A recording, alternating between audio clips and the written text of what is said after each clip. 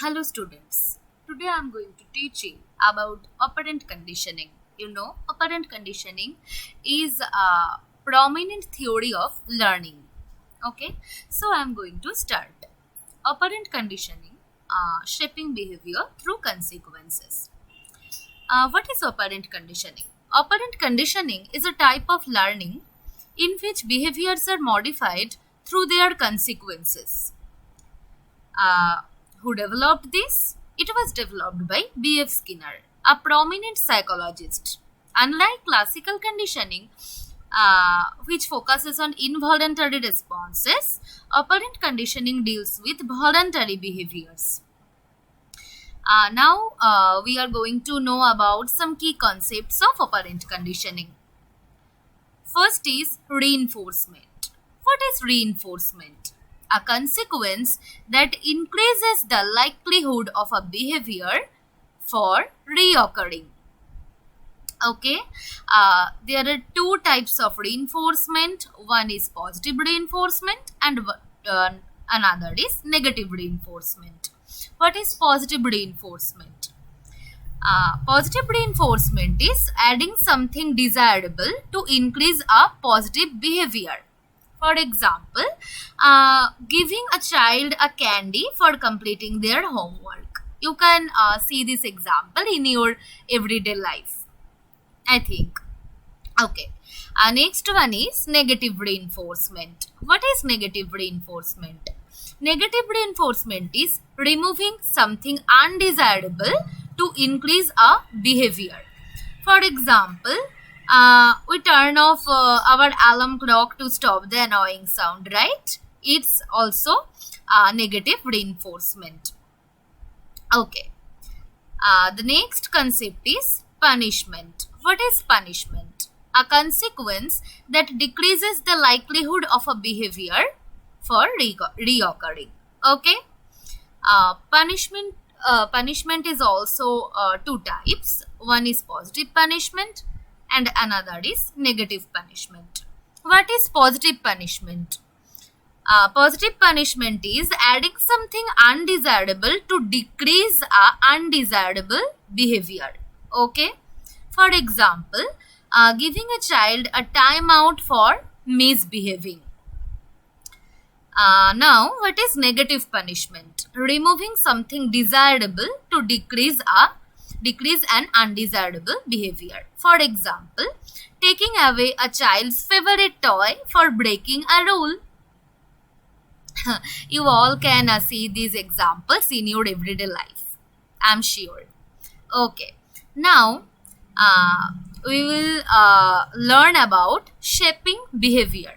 Okay, what is shaping? Shaping is a process of gradually modifying behavior through successive approximations. It involves reinforcing behaviors that are closer and closer to the desired behavior.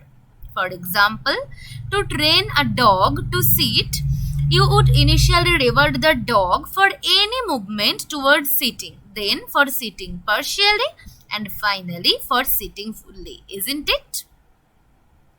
Okay.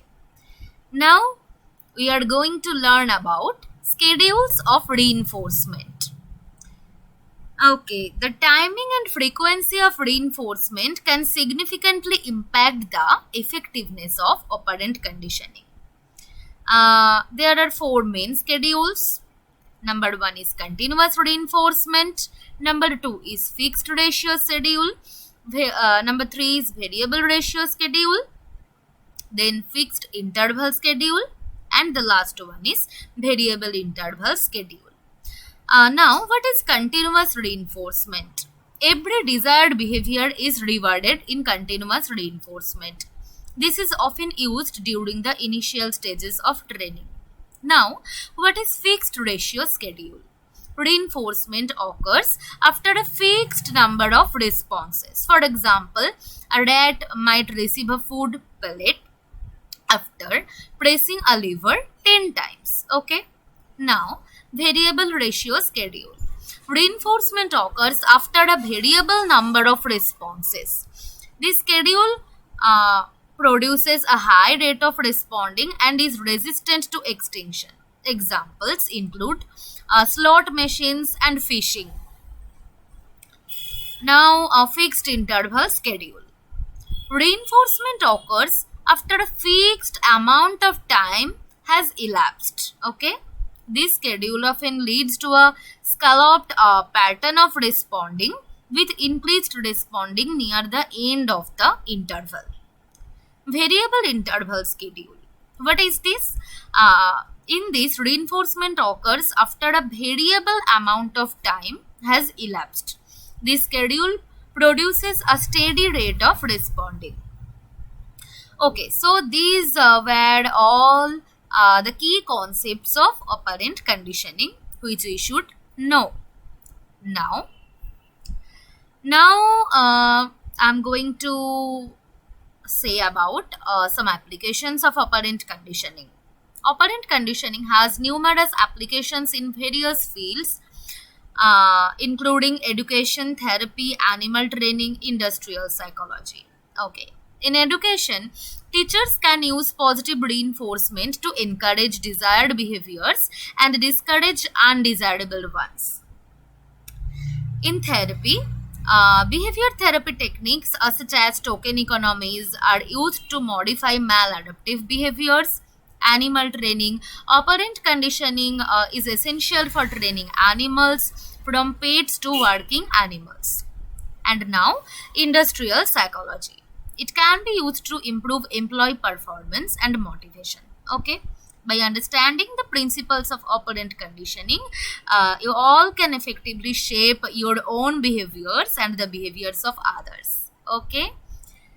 Okay. I think this video will be helpful for you. Thanks and bye bye.